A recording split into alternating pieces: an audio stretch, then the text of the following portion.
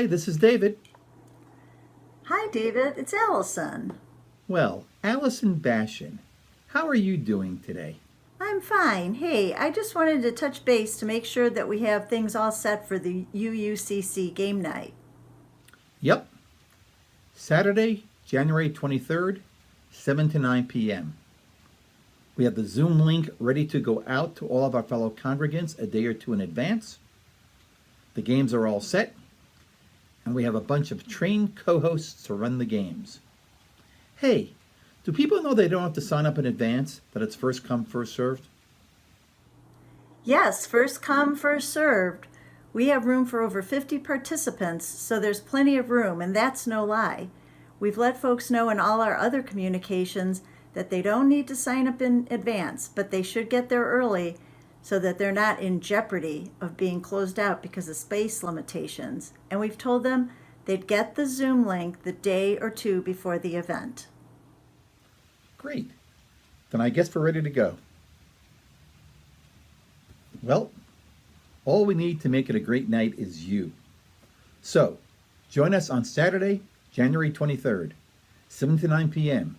for the UUCC game night. As Allison said, you'll get the Zoom link a day or two prior to the event. No advance sign-up is needed, but show up early so you're not closed out. Doors will open at 6:45 p.m. Hope to see you then. Bye now.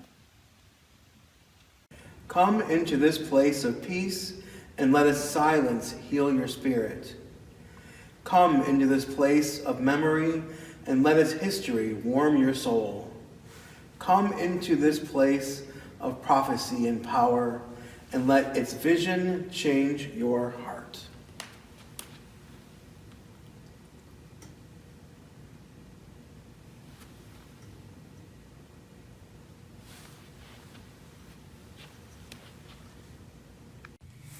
This week, as we continue to celebrate Chalica, we focus on our third principle, which is acceptance of one another and encouragement to spiritual growth in our congregations.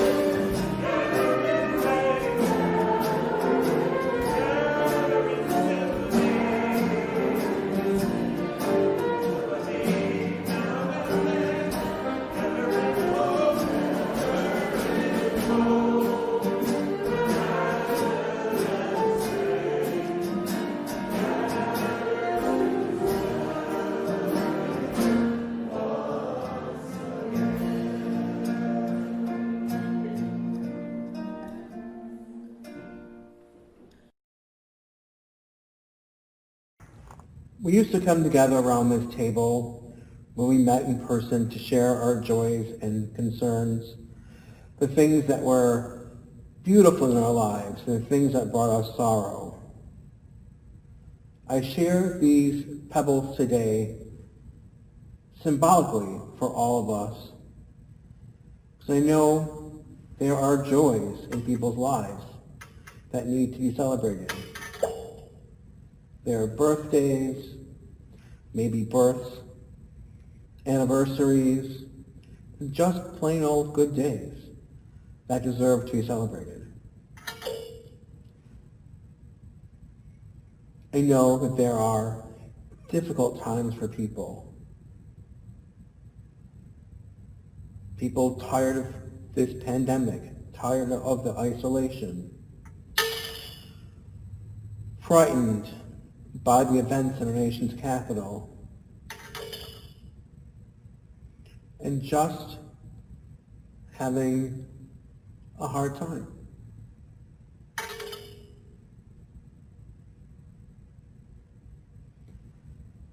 I place this last pebble into our bowl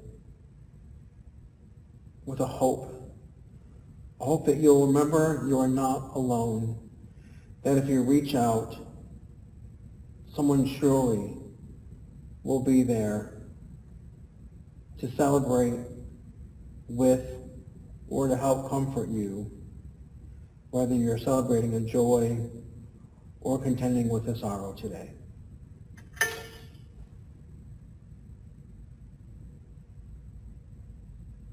Please join us in our Unison Reading. Acceptance is a person's assent to the reality of a situation without attempting to change it. Acceptance is an active process. It must be practiced. Acceptance doesn't mean that you can't work on changing things. Acceptance doesn't mean you're accepting it's going to be that way forever. We can practice acceptance toward our experience, people, appearance, emotions, ideas, and more. So, here's an interesting thought experiment that I hope can help us begin to make sense of what's at stake here in week 3 of Chalica. Suppose you wake up on a Sunday morning just like this one, and with no explanation and no particular idea why, you are in Cleveland in the year 1900. So imagine, there you are. No cars in the streets, people are in streetcars and carriages. 1900 Cleveland Heights wasn't even its own city yet. The airplane hadn't been invented. At the same time, Cleveland is, the 7th most populous city in the country. There was electricity available, but probably only in the very wealthiest homes, and that electricity was really only there for lighting, basically, and nothing else. So imagine you wake up and it's 1900, and you're getting used to this weird world, but then you realize in your pocket is your cell phone. Now, phones existed in 1900. They were expensive. A house might have one if they were lucky. But what does a telephone that requires a human operator in 1900 have in common with basically this digital computer that lives in your pocket? Not very much. So here's the thought experiment. If this is the situation you woke up in, and you were talking to somebody who you met, how do you describe this device to other people? What do you tell them about what it is? I'm sure they'd be curious. Especially if you're like me and you're not like a computer scientist, though I know we have some of those in our congregation. What would you do to describe how this works? I mean, you could call it a telephone, but what really, would you compare it to, as far as its workings and how it functions, the same thing as that thing on the wall in a 1900 home? And what's more, how do you even begin to describe the kinds of things that it can do and what you used it for in the time that you were from? I mean, how do you describe to people what it is to, leave comments on social media or look at memes on the internet or something? It all is coming to me because I read a quote once from a computer scientist trying to explain, just how extraordinary and really how impossible it is to describe the inner workings of digital coding and these machines that are so central to our lives in sort of layman's terms.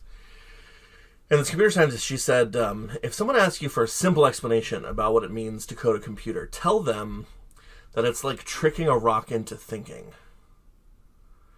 But then she actually even corrected herself further, and she said, well, it's that, but first you have to weave the rock into lace and then fill it with lightning. I'm not sure I have a better explanation. And maybe that's another way of saying that even though I know how to use this thing that lives with me day to day, maybe I really don't understand it much better than the people I can imagine from 1900 would be able to themselves. I raise this example because it's really hard to think about what it means to have a spirit. Our third principle is to foster congregations based on the acceptance of one another and the encouragement to spiritual growth. Now, I know that what it is to accept another person is pretty straightforward, but accepting another spirit, and a growing spirit at that seems complicated. And even if you and I are much more than cell phones, whatever it is that we call our spirit has something to do with that inner lightning inside of us that allows us to live and move and have our being. You know, after all, the concept of spirit comes to us from religions and philosophies that are ancient on the earth. And they do not come from people who were involved in, inventing us from the ground up. Instead, spirit was a descriptive term. It was a way of trying to capture the essence of who we are, the person that we experience, that instinct inside of us that tells us that there is this thing in ourselves that is bigger than the sum of our body parts and our internal organs. Our spirits are unique and identifying. It's animate and vocal, and it yearns to continue existing. It makes up who we are, but at the same time, what we are and what we experience also have a profound impact on it. So just like that lightning that we've trapped into thinking in a rock, our spirit is like trapping some divine thing in this fleshly body. And it makes us much more than the organic components that make us up. Now, just as we learned that the first principle informs the second principle, I think also the third principle is the natural extension of the first two. Because if you think about the fact that affirming one another's dignity as whole persons, spirits included, requires that we then act out of justice and equity and compassion with one another, then it also means that if we're going to create a community that allows that compassion and justice to be fostered among people who are met with dignity, then it means that we have to allow one another to be fully who we are in our spirits, and to allow those spirits to learn and grow and evolve. And considering how tentatively we can even understand what that spirit is, it really takes humility and compassion and even a sense of awe to truly allow us to be together as people who carry with us our spirits. So I hope that in this third week of Chalica, you all find a way to honor your spirit by letting it get out and stretch itself in whatever ways it wishes. And more than that, I hope that you also find a way to stand in awe of the spirit of somebody else, just in order to remind yourself what a mystery it is to be human.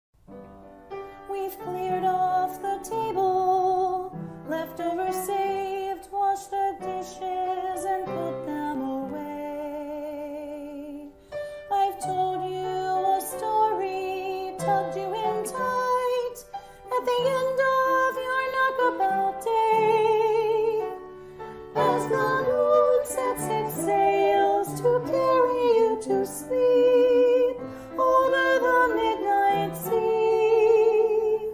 I will sing you a song no one sang to me. May it keep you good company. Oh, you can be anybody you want to be. You can love whoever you will. You can travel any country where your heart beats, and the Lord will love you still.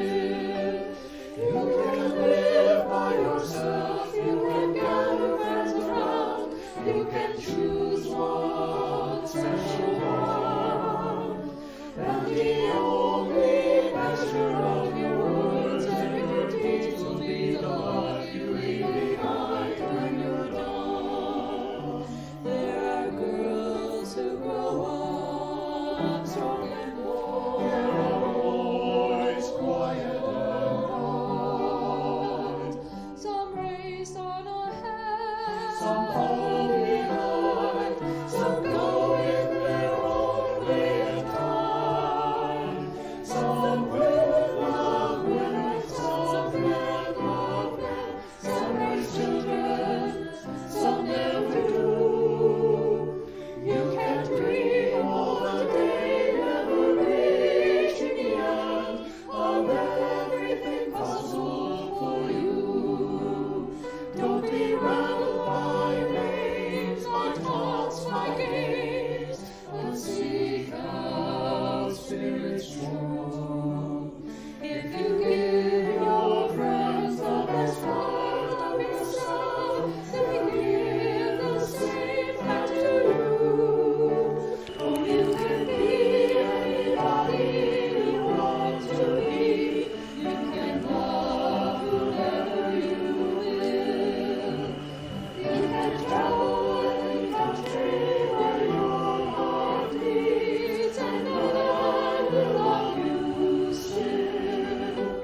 You can live by yourself, you can gather friends around, you can choose one special one, and the only measure of your words and your deeds will be the love you leave behind when you're done.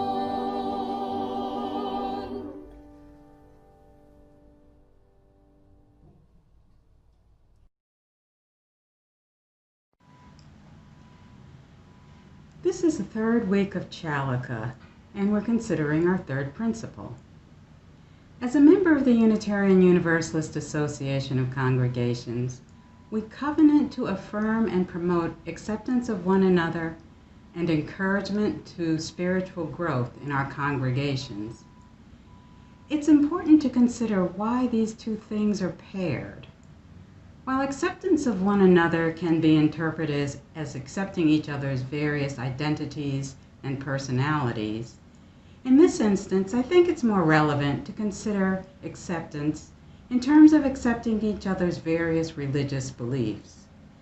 Because we are a diverse religious community that embraces wisdom from many traditions, there is no one agreed upon path to spiritual growth that is consistently uplifted within many of our congregations.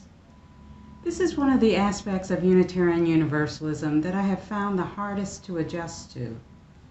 Before becoming a UU, I was a member of several Christian congregations of various denominations. In all these churches, we participated in prayer and Bible reading during church and Sunday school, and were exhorted to do so daily as individuals and families. It was an embedded part of the culture. This constant repetition was important because establishing a consistent spiritual practice is not something that comes easily to many people. Sure, I knew I was supposed to pray during the week, but many times I didn't.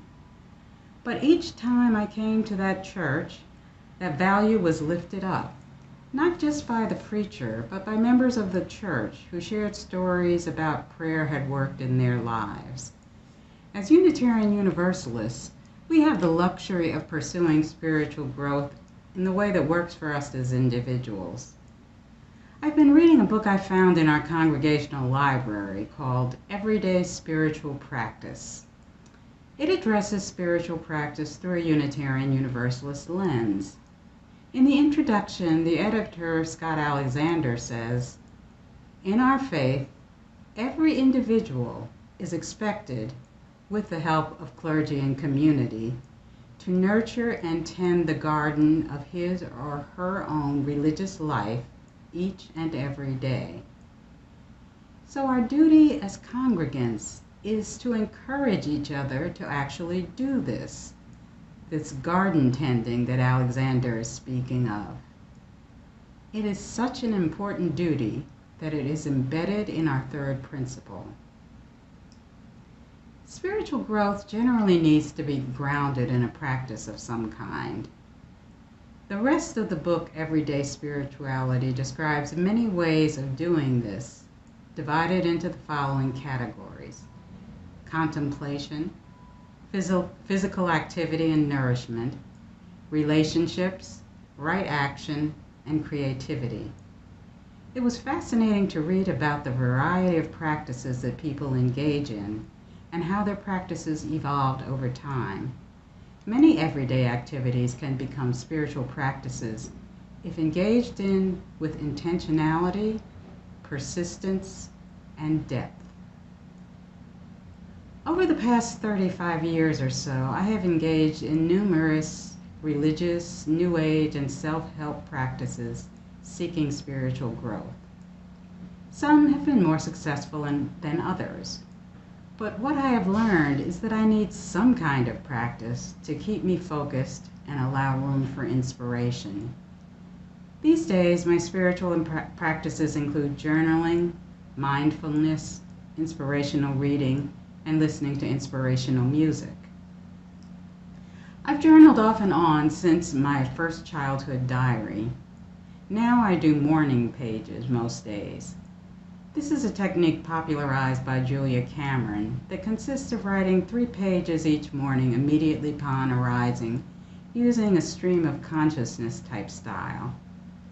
I've also started copying quotes from books I read into a journal, and I think this could be a valuable practice for me. I'm also working on creating a reading journal to capture reactions to books I've read.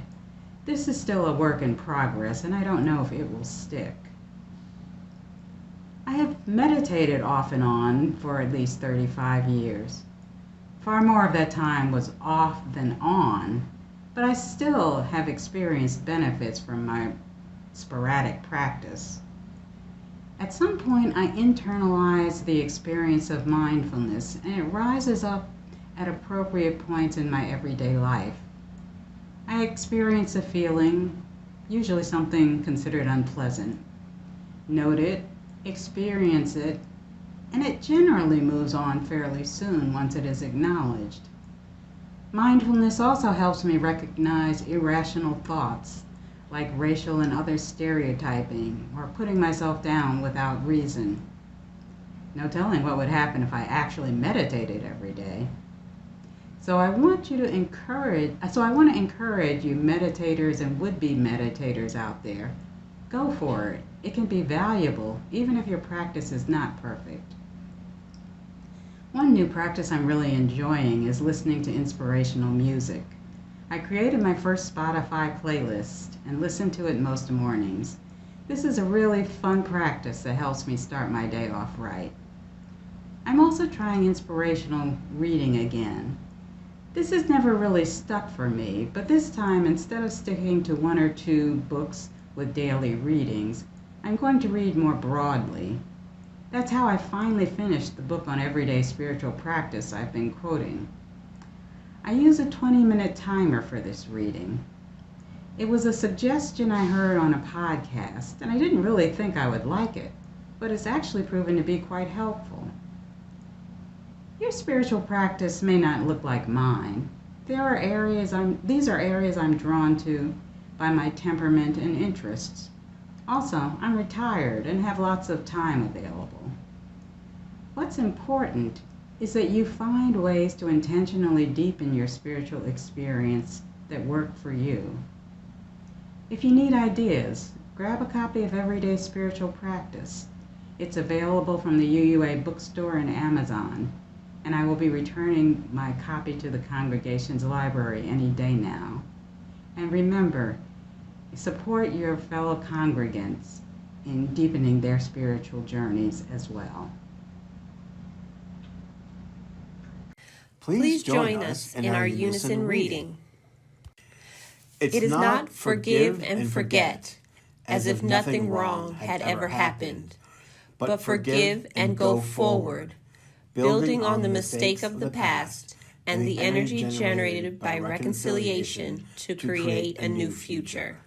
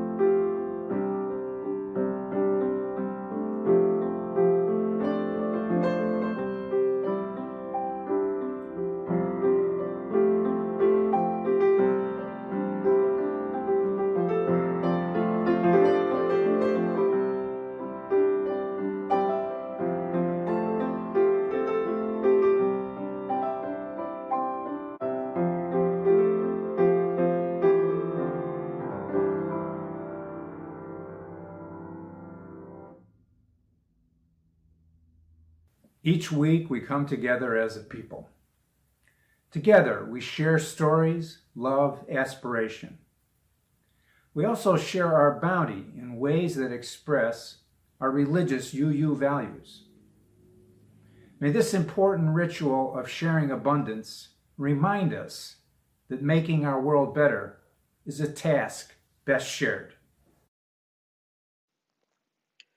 This week, inspired by Chalica, we continue to take a thorough look into the 7 principles of the Unitarian Universalist Association of Congregations. In our first week, we lifted up the inherent worth and dignity of all. Last week, we called out for the realization and actualization of justice, equity, and compassion in our relationships. This week, we focus on the third principle, the acceptance of one another and encouragement to spiritual growth in our congregations. And I can hardly imagine a week in which this principle is more challenging and more needed than this one. I should confess up front that I have been on a news diet.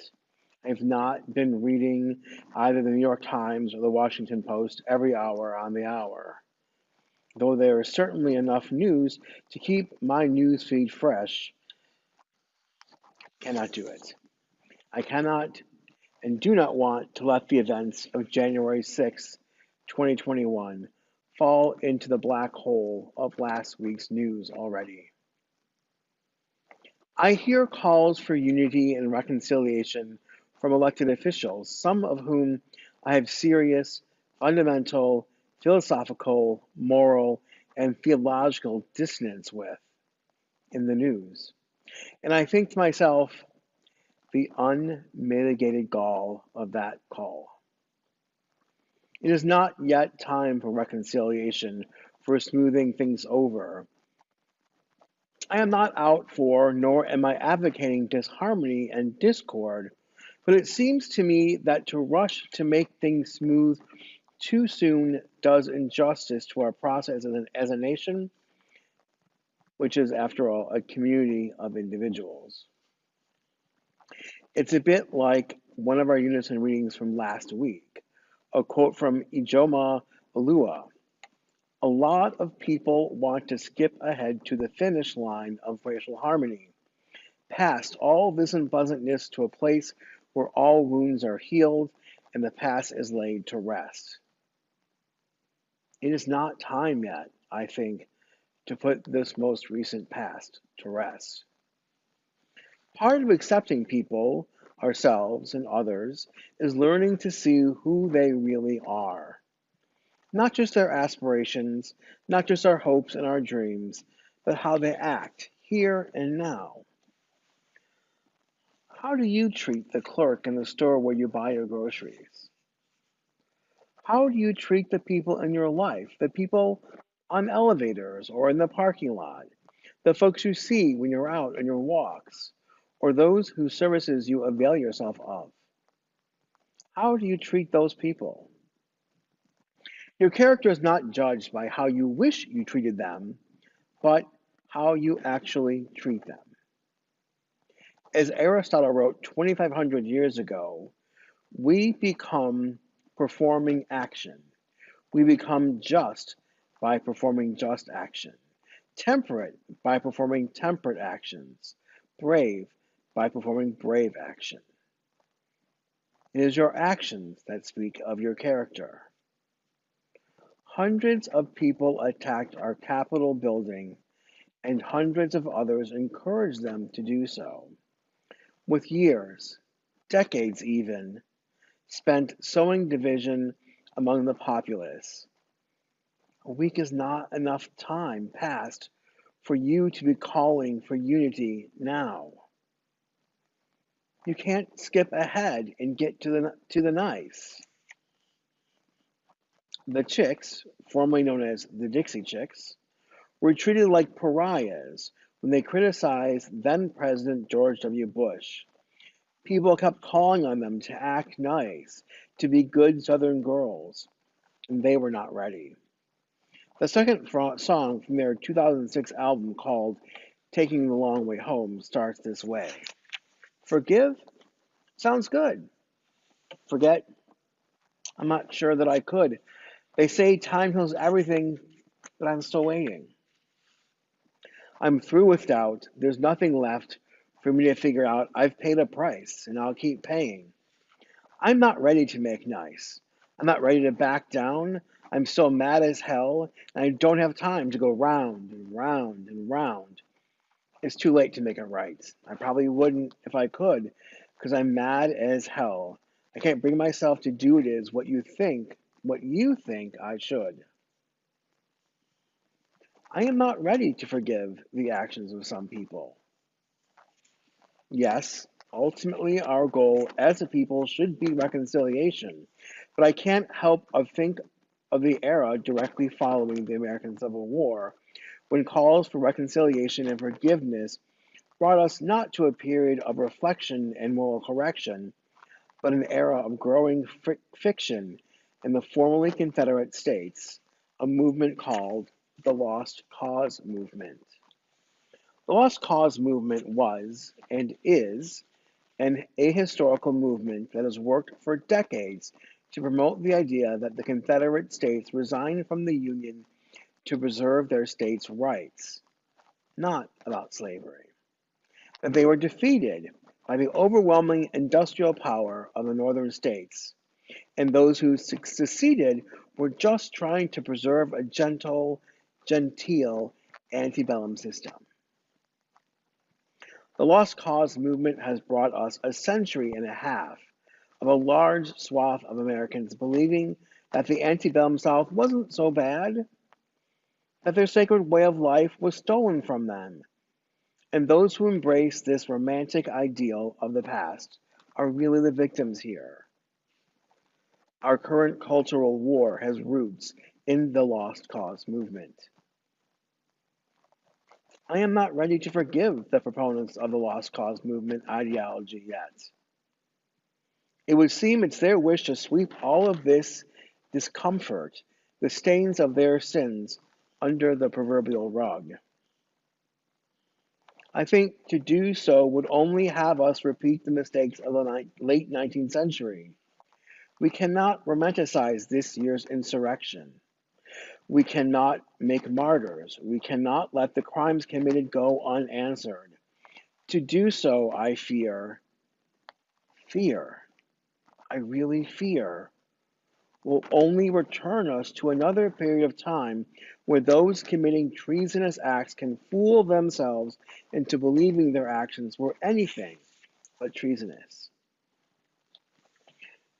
To do anything but carefully, legally pursue the bad actors of this insurgency is to invite the further moral decay of our nation, to allow 150 more years of the mistreatment of our vulnerable populations as those who believe in the supremacy of what culture are allowed to delude themselves and to teach their progeny that it is they, the rebels, who are wronged, and therefore it is right to hold a grudge about it. But everything is not bleak.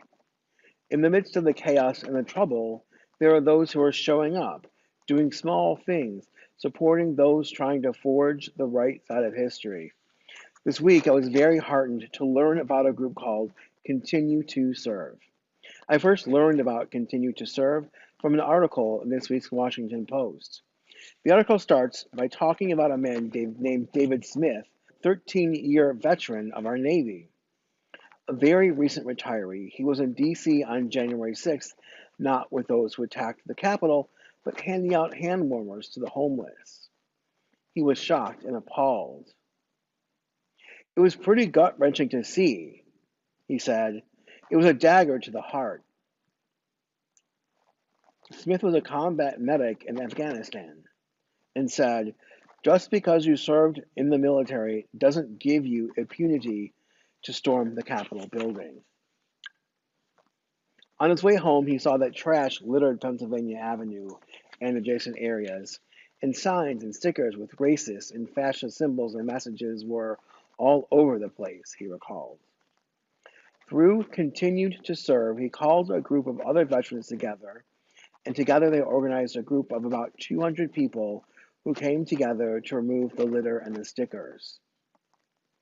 Smith had joined Continue to Serve in June, and he reached out to them for help cleaning up what he calls the shameful trash left behind, because he didn't want people to think that all veterans were ideologically in agreement with those who stormed the Capitol.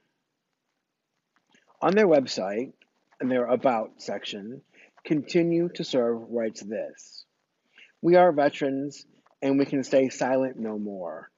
Whether this be to stand up for the BLM movement, fighting for immigration rights for those we are holding in camps in Texas, or holding law enforcement and federal government accountable for their actions, we must hold to our oath to support and defend the Constitution and the citizens it represents. Here's our mission statement. Continue to Serve is a grassroots veterans organization comprised of members who are committed to upholding their oath to the Constitution by working for social justice. We aim to secure freedom and equality for all on a local and national level. We will achieve our mission by engaging in community outreach, forming effective partnerships, and using direct action statements to hold those in power accountable. Continue to Serve is calling all veterans to uphold the oath they took when they joined the military, an oath in which they swear to support and defend the Constitution of the United States against all enemies, foreign and domestic.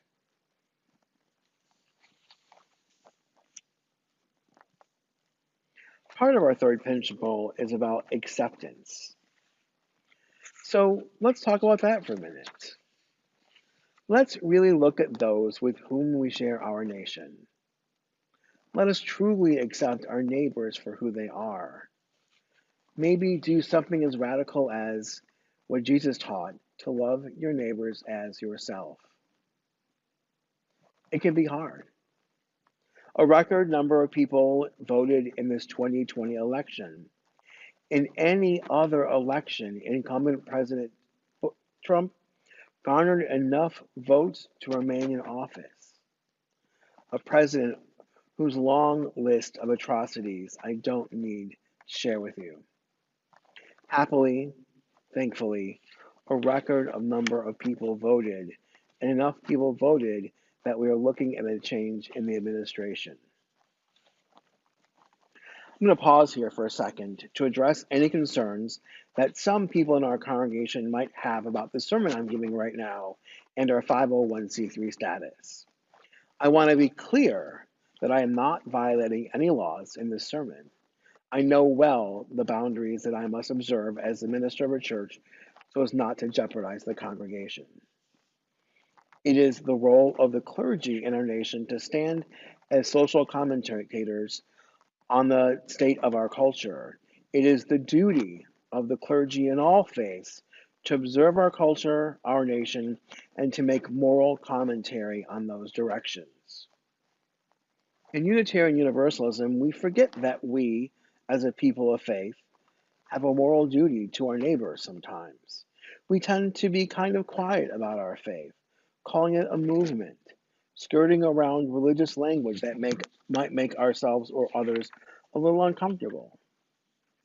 But we are, at our core, a religious institution, and we have responsibilities.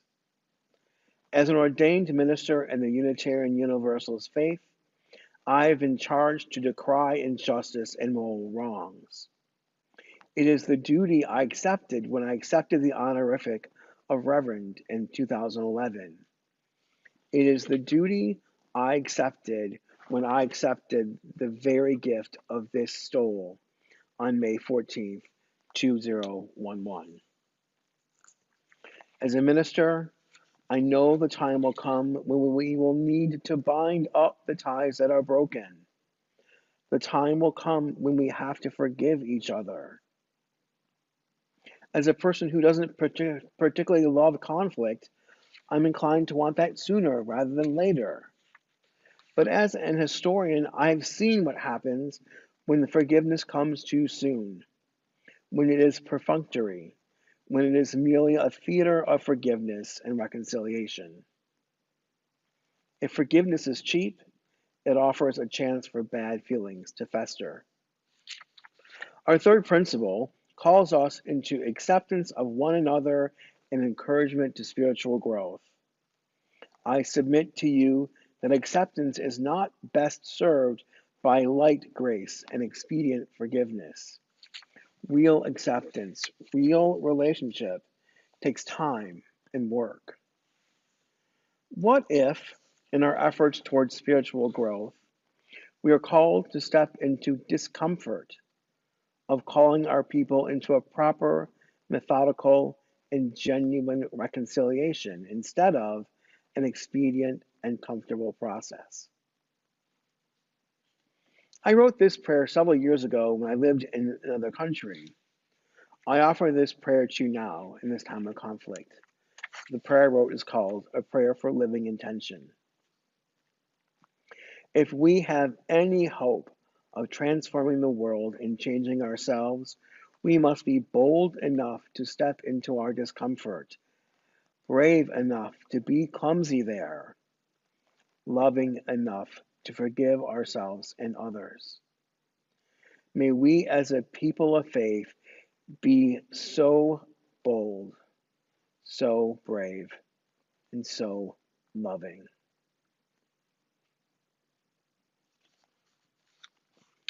Amen.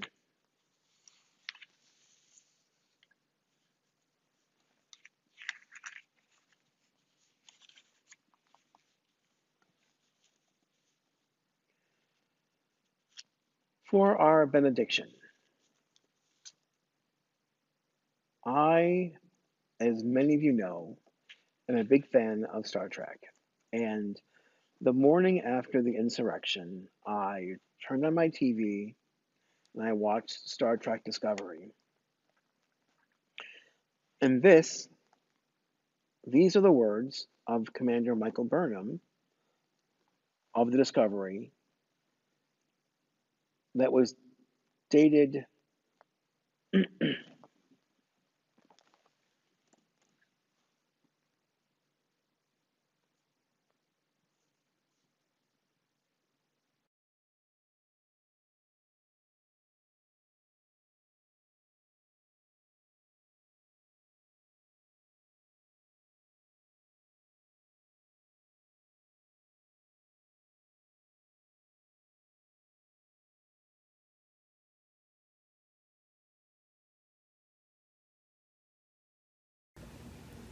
The road may be long and the work difficult, but the work is ours to do. Not just our own, but all of humanity, to make the world a better place. For our benediction, I wanted to bring to you the words of Commander Michael Burnham, who is on a fictional ship called the USS Discovery, from the TV show Star Trek Discovery, which was aired the very morning after the insurrection in DC. Here are the words of the character Michael Burnham. Disconnection. That's how this future began. One moment in time radiated outward until no one remembered that connection was possible anymore. But it is. The need to connect is at our core as sentient beings. It takes time, effort, and understanding. Sometimes it feels impossible. But if we work at it, miracles can happen. There's a lot of work to do. It will take time.